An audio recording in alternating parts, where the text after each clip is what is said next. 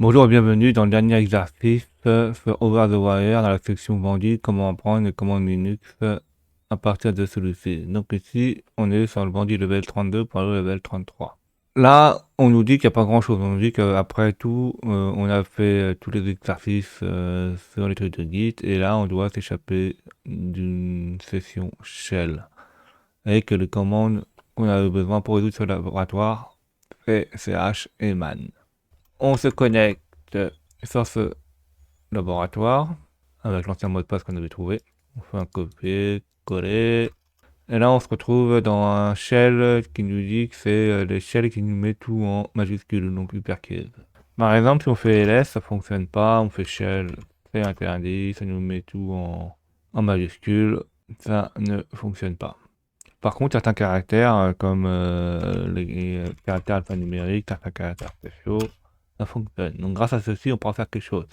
Donc on a des variables d'environnement, des variables qu'on peut passer plutôt au niveau shell, et qui permet d'exécuter le shell. Par exemple, si on a de la chance et que c'est le shell qui a été exécuté en premier, on peut avoir le nom de celui-ci en faisant par exemple $, et 0.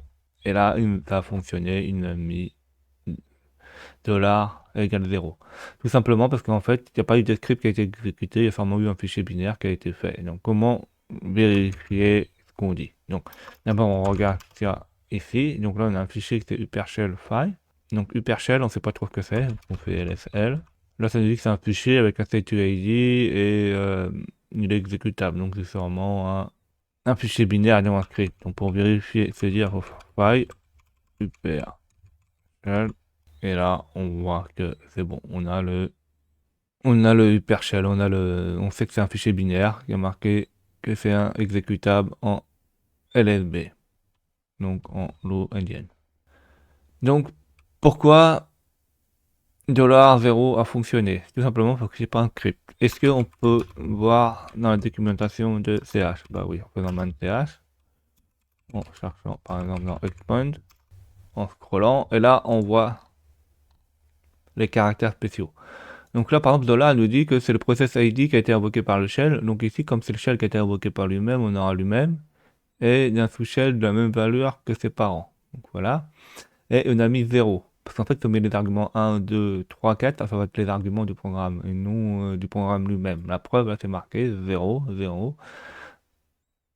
Expand le nom du shell ou du script shell. Donc en fait, comme c'était pas un script shell, donc on a bien mis le nom du shell. Ça, on peut le vérifier en faisant echo $, et là ça nous met bien le nom du shell. Donc voilà. Donc ici on a appris un moyen simple de s'évader d'un shell un peu bizarre.